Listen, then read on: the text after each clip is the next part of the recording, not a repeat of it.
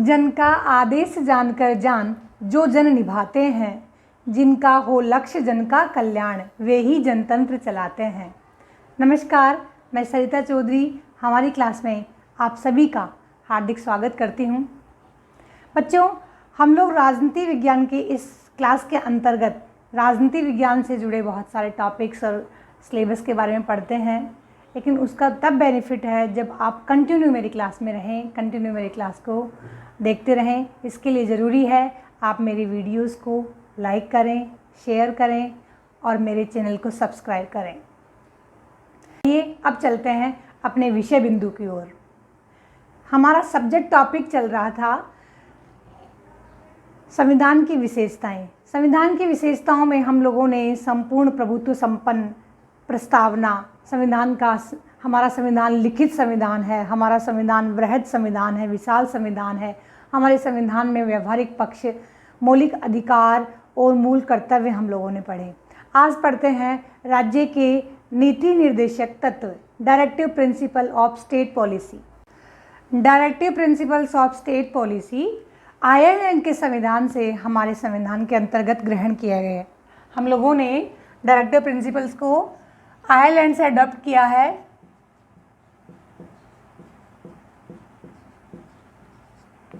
और हमारे संविधान के अंतर्गत भाग 4 में आर्टिकल अनुच्छेद 36 से लेकर 51 तक इनका उल्लेख किया गया है।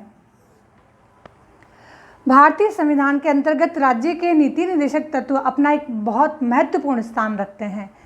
ये बाध्यकारिता नहीं है राज्य के लिए, जैसा कि इनके नाम से स्पष्ट है कि राज्य की नीति के निर्देशक तत्व, राज्य को कार्य करने के लिए, राज्य के सरकार का संचालन करने के लिए ये राज्य को दिए गए एक निर्देश हैं, और निर्देश हैं इसलिए बाध्यकारी नहीं है। तो यही बाध्यकारिता भी इनके पीछे नहीं होती। जिस प्रकार से मौलिक अधिकारों का हनन होने पर या उनको लागू न होने पर न्यायालय की शरण ली जा सकती है, लेकिन राज्य के डायरेक्टिव प्रिंसिपल स्टेट पॉलिसी के तहत ये किसी प्रकार से बाध्यकारी नहीं होते हैं। ये एक निर्देश मात्र होते हैं, यानी एक तरह का परामर्श होता है, सलाह होती है राज्य यानी राष्ट्र के लिए और उसकी सरकार के लिए। जब वह सरकार नीतियाँ या नियम बनाती है, कानून बनाती है, तो वह इन डायरेक्टिव प्रिंसिपल्स का फॉलो करके अपनी नीतियों का निर्माण करती है। ये न्यायालय में वाद योग्य नहीं है और ये पथ प्रदर्शक की भूमिका का निर्वहन करते हैं। परंतु सबसे इम्पोर्टेंट बात इनके लिए यह है कि कोई भी लोक कल्याण का लक्ष्य रखने वाली सरकार इनकी उपेक्षा भी नहीं कर सकती, क्योंकि इनका मुख्य कार्य लोक कल्याण को प्रोत्साहित करना ही है। तो इनके पीछे की जो भावना है वह लोक कल्याण की है।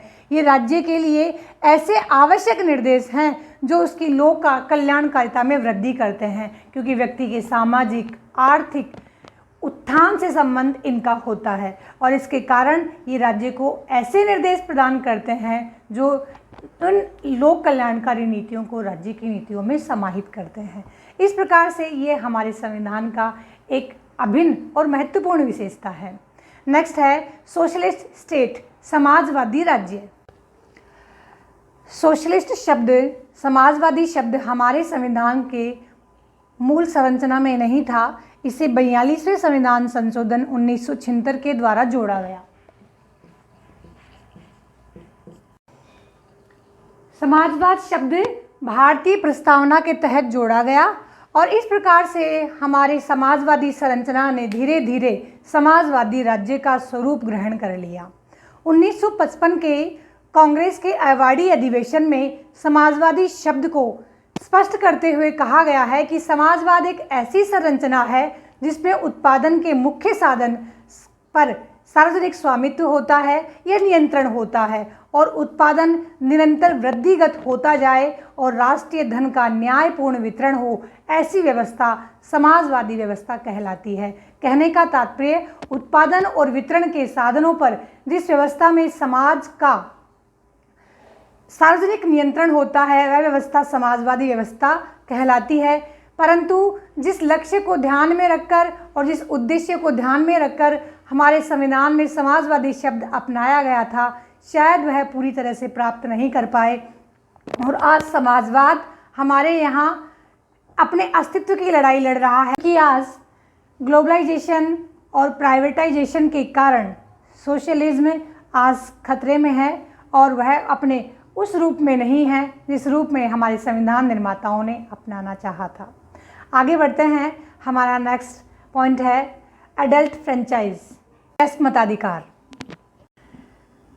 हमारे संविधान के अंतर्गत एडल्ट फ्रेंचाइज यानी वयस्क मताधिकार का प्रयोग किया गया है, यानी वह स्त्री या पुरुष जो वयस्क हो गया है वह मताधिकार का प्रयोग कर सकता है। और इस वयस्कता की आयु सीमा मूल संविधान के अंतर्गत 21 वर्ष रखी गई थी, जो 61वें संविधान संशोधन के द्वारा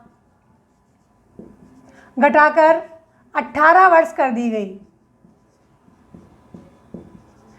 61वां संविधान संशोधन 1989 के द्वारा घटाकर 18 वर्ष कर दी गई, यानी 18 वर्ष प्राप्त प्रत्येक स्त्री पुरुष बिना किसी भेदभाव के अपने मताधिकार का प्रयोग कर सकता है।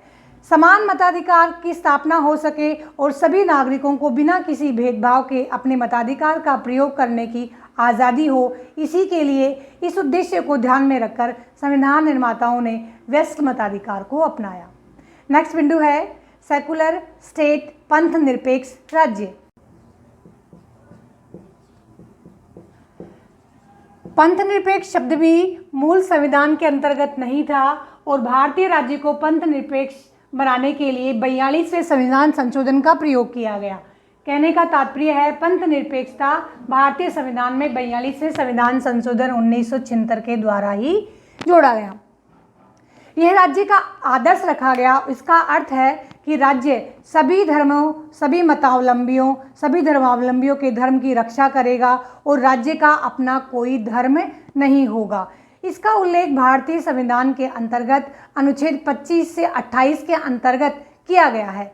उसमें पंथ निरपेक्षता को बहुत अच्छी प्रकार से समझाया गया है और बताया गया है कि राज्य किसी भी धर्म का संरक्षण नहीं करेगा और राज्य सभी धर्मों की स्वतंत्रता को मान्यता प्रदान करता है। साथ ही साथ पंथ निरपेक्षता भारतीय संविधान की प्रस्तावना में उल्लेखित धर्म और उपासना की स्वतंत्रता के वचन को पूरा करने का कार्य भी करता है। यह किसी भी धर्म के प्रचार प्रसार पर किसी प्रकार का पाबंदी नहीं लगाता है, नहीं किसी प्रकार की रोक टोक करता है और राज्य की किसी भी संस्था को धार्मिक प्रचार प्रसार की अनुमति नहीं देता है। कहने का तात्पर्य है कि प्रत्येक व्यक्ति अपनी निष्ठा और अपनी आस्था के अनुसार अपने धर्म का आचरण कर सकता है। इस प्रकार से भारतीय संविधान ने राज्य को धर्म से पूरी तरह से विलग करने का कार्य किया है। लेकिन हमारे भारतीय राजनीतिक विद्वानों की बात मानी जाए तो धर्म राज्य से विलग नहीं होता है, क्योंकि राज्य का निर्वहन करना, राज्य कार्यों का निर्वहन करना ही अपने आप में धर्म का निर्वहन करना है, यानी उसे ही राजधर्म कहा गया है। लेकिन राजधर्म और धर्म इन दोनों में अंतर है। इतना ही अंतर जितना बाहर शरीर दिखाई देने वाला शरीर और शरीर के अंदर की गतिविधियाँ, उतना ही इन दोनों के अंतर्गत अंतर किया गया है। कहने का तात्पर्य है कि भारतीय संविधान में धर्म को, जो बाहरी कर्मकांड हैं, उनसे राजनीति को और राज्य को पूरी तरह से विलग किया गया है। फिर भी यूरोपीय मॉडल की भांति भारत में धर्म से राज्य पूरी तरह विलग नहीं है। कहने का तात्पर्य यह है कि जब भी किसी धर्म के आधार पर या धर्म की आड़ में किसी कुरीति या आडंबर का जन्म होता है, जन समुदाय का शोषण होता है या उस पर किसी अत्याचार का आरोपण होता है, यानी अत्याचार किया जाता है, ऐसी स्थिति में राज्य अपने आप को उस धार्मिक परिस्थिति से विलग नहीं रखेगा। इस तरह भारतीय संविधान के अंतर्गत सिद्धांततः और व्यवहारतः दोनों पक्षों में पंथ निरपेक्षता को अपनाया गया है। नेक्स्ट पॉइंट पढ़ते हैं, डिस्टिंग्विश्ड डॉक्यूमेंट, विलक्षण दस्तावेज।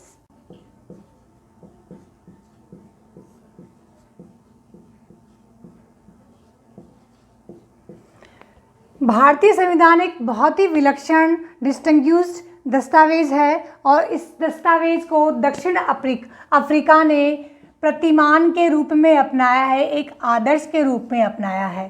कहने का तात्पर्य है कि दक्षिण अफ्रीका ने जब अपना संविधान बनाया तो भारतीय संविधान को एक उच्च प्रतिमान के रूप में स्वीकार किया।